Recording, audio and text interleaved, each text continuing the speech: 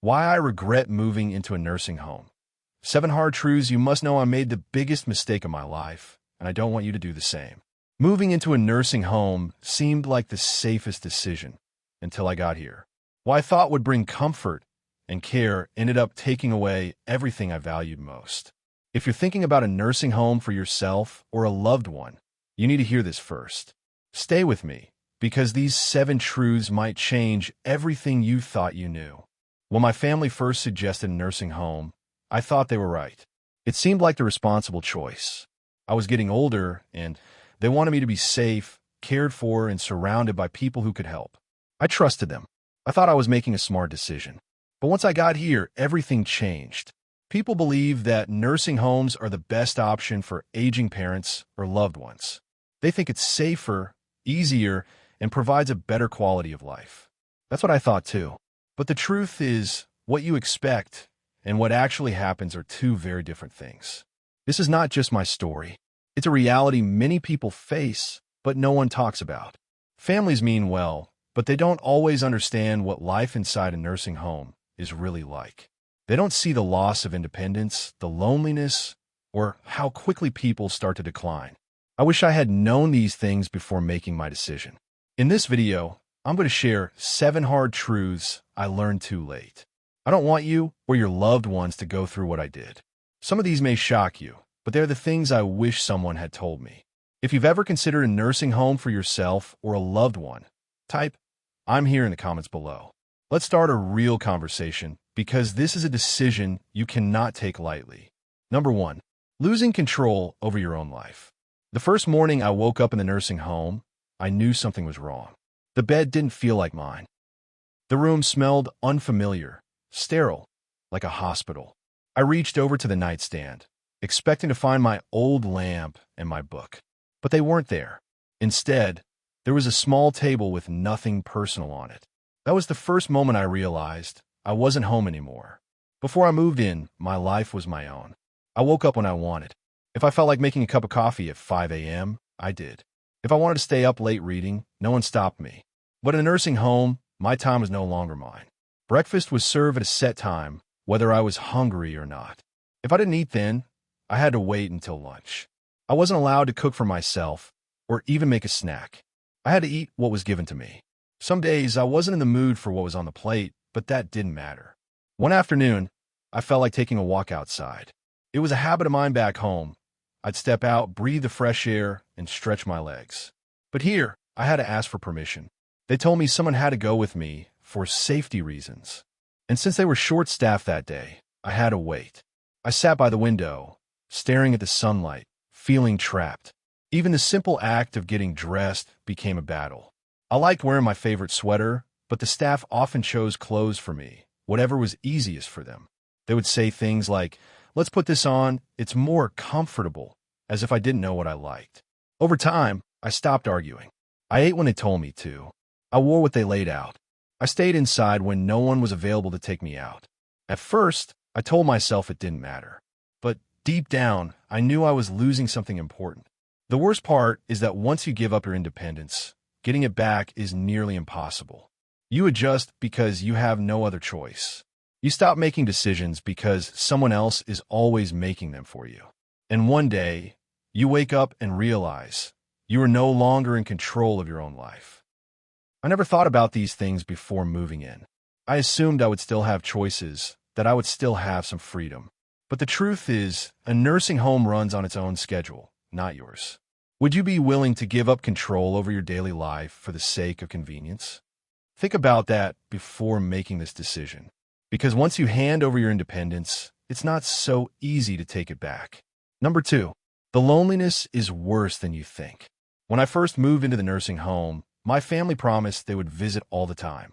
And at first they did. My daughter came by every weekend.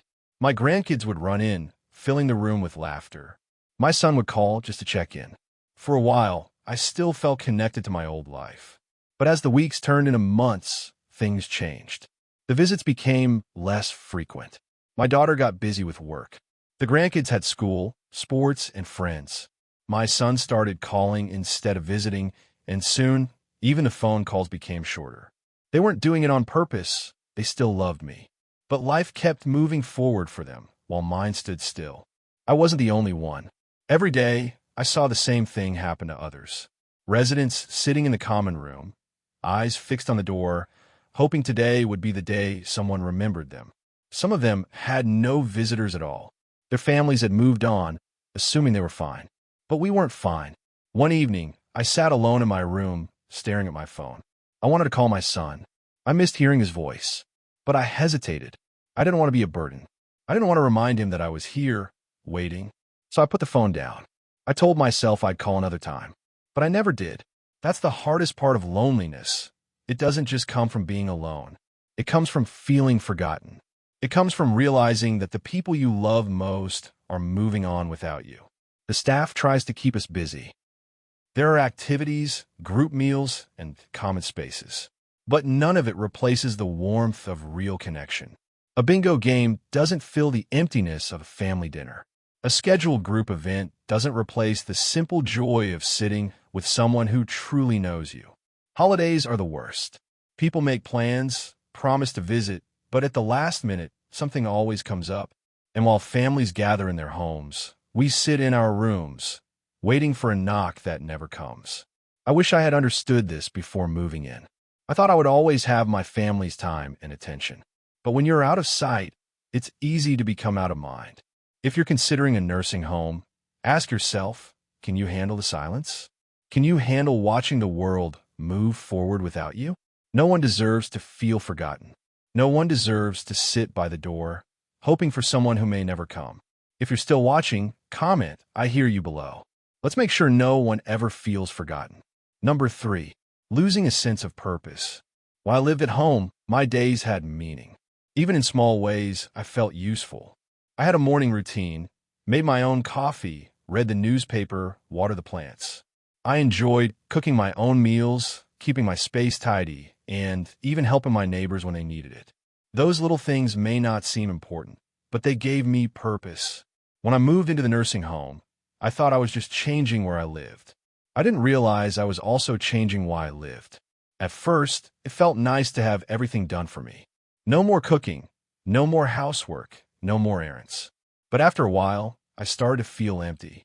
I wasn't needed anymore. The staff took care of everything. My only job was to sit, eat, and wait for the next meal. The days stretched long, and I started asking myself, what am I even doing here? I saw it happen to others too. There was a man named George. He was a carpenter his whole life, always fixing things, always working with his hands. He loved building things, creating something out of nothing. But here, there were no tools, no projects, nothing for him to do. At first, he asked if he could help fix things around the place. The staff smiled and told him to relax, to enjoy his time here. Over the next few months, I watched George change. His hands, once strong and steady, now sat idle in his lap. The man who once took pride in his work now spent his days staring out the window. One day, he told me, I feel useless, and I knew exactly what he meant. When you no longer have something to care for, something to wake up for, you start to fade. Your mind slows down, your body follows, and before you know it, you're just another resident in a place where nothing changes. That's the hardest part of being here. It's not just about losing your home. It's about losing the reason to get up in the morning. Life is more than just existing. It's about having a purpose, no matter how old you are. And when that's taken away, it's hard to find the will to keep going. I wish I had fought harder to hold on to the things that made me feel alive. I wish I had realized that relaxing all the time isn't the gift I thought it would be. Because without purpose, life feels like it's just passing by, one empty day at a time. What gives your life meaning today? And would a nursing home take that away? Number 4, physical decline happens faster than expected. Before I moved into the nursing home, I wasn't running marathons, but I was doing just fine. I could get around on my own, make my meals, go for walks, and keep up with my daily routines. I thought coming here would just make life easier, not take away my strength. But that's exactly what happened. At first, I welcomed the extra help. Meals were brought to me, so I didn't have to stand in the kitchen. If I needed something, all I had to do was press a button. No more carrying groceries, no more cleaning, no more long walks. It felt like a relief. Then, one day, I noticed my legs felt weaker when I stood up. I told myself it was nothing, that I was just tired. But over time, it got worse. The less I moved, the harder it became to move at all. Getting out of bed took more effort. Climbing stairs felt impossible. Even standing for too long made my legs shake. I wasn't alone. I saw it happening to others too. There was a woman named Alice who arrived here, full of energy. She walked everywhere, swearing she wouldn't let age slow her down. She told me, "I'm not going to let this place make me lazy." And for a while, she didn't. She took daily walks, did light exercises, and stayed active. But as time went on, the help became too easy to accept. Instead of walking to the dining hall, she let them wheel her there. Instead of getting up to grab something, she pressed the call button. Slowly, she stopped moving as much. First, she used a walker, then a wheelchair. One day, she sighed and said, "I don't know when it happened, but I feel like I aged 10 years in a few months." That's the danger people don't realize. The more help you're given, the more you seem to need it. You stop pushing yourself, and before you know it, your body forgets how to do things on its own. If I had known how quickly I would lose my strength, I would have fought harder to keep moving. I would have walked every single day, even when I didn't feel like it. I would have refused to sit back and let my muscles weaken. Because once you slow down, getting back up isn't as easy as you think. If you're considering a nursing home, ask yourself, will you still have the motivation to keep your body strong when everything is set up to make life effortless? If you're still with me, comment "Stay strong" below. Let's keep this conversation going. Number 5, the loss of privacy and dignity. One of the hardest things to adjust to in a nursing home is losing your privacy. At home, I could close my bedroom door, sit in silence when I wanted, and go about my day without interruption. Here, privacy is a luxury you don't always get to keep. From the moment I arrived, I felt like I was constantly being watched. Staff members come in and out of my room, sometimes knocking, sometimes not. There are scheduled room checks, medication rounds, and cleaning staff moving through. Even when I wanted to be alone, I rarely was. Sharing a room with a stranger was another shock. At home, my space was mine. I arranged things how I liked, enjoyed quiet when I wanted, and didn't have to worry about anyone else's habits. But here, I was given a roommate, someone I had never met, someone I didn't choose. I was lucky that mine was polite, but I heard horror stories from others. Some had roommates who were loud, unclean, or had dementia, making sleep nearly impossible. And then, there's the dignity you slowly lose. I never thought twice about getting dressed in the morning or using the bathroom alone. But in a nursing home, even the simplest tasks can require help. Want to take a shower? You might have to wait until someone is available. Need to use the restroom? If you can't do it alone, pressing the call button means waiting, sometimes too long. I can't describe the humiliation of needing help for things I've done independently my whole life. The way people speak to you changes too. The staff means well, but after a while, you stop feeling like a person and start feeling like a patient. You hear phrases like, "Okay, let's get you cleaned up," or "Time for your meds." It's not cruel, but it's impersonal. They're taking care of you, not seeing you. One day, I sat in my room, looking around at the walls that didn't feel like mine, wearing clothes I didn't pick out, waiting for someone else to tell me when it was time to eat, to shower, to sleep. It hit me then, I had lost control over my own life, and with it, my dignity. Some comforts you don't appreciate until they're gone. They came here thinking they'd have options, only to realize their money didn't last as long as they expected. Some had burned through their savings. Others had homes that were sold off, leaving them with nowhere else to go. The worst part? Once your money runs low, the quality of care you receive can change.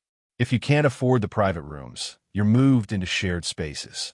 If your funds run out completely, you become dependent on government programs, if they cover it. I wasn't as independent as I used to be. Even if I wanted to leave, could I really take care of myself again? Then there was the emotional toll. The longer you stay, the more your mind starts to accept this place as your reality. You lose the routines that once kept you going.